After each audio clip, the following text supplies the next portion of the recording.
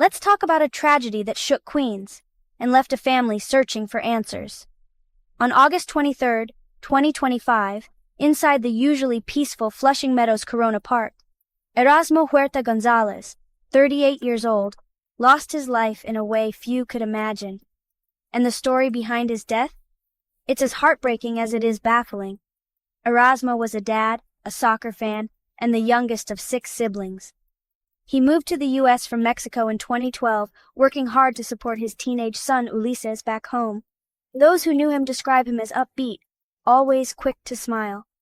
But on that afternoon, Erasmo was on United Nations Avenue South, a path where cars are normally forbidden. That day, though, the rules had changed. The U.S. Open tennis tournament was in full swing, and the park was flooded with extra police and their vehicles. That's how an NYPD cruiser ended up driving down that very path. Now here's where things get chilling.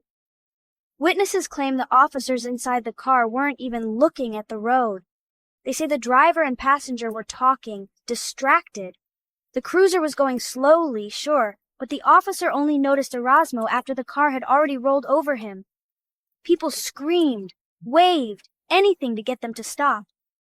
One witness still remembers the awful sound, the crunch of what we assumed to be bones. And there's a question that haunts everyone. Why was Erasmo lying on the path? Nobody knows. Emergency help took nearly 20 minutes to arrive, witnesses say. Erasmo was trapped under the car, but his legs were still moving.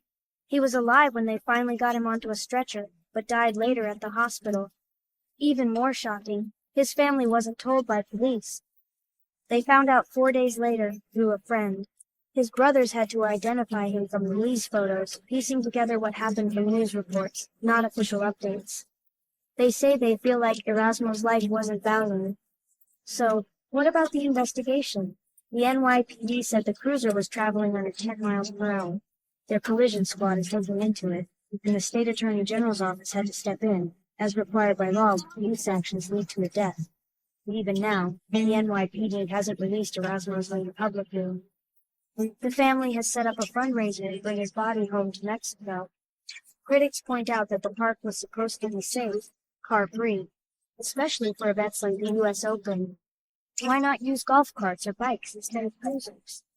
For now, Erasmo's family is left with questions, grief, and a fight for justice. If this story moved you, share your thoughts below.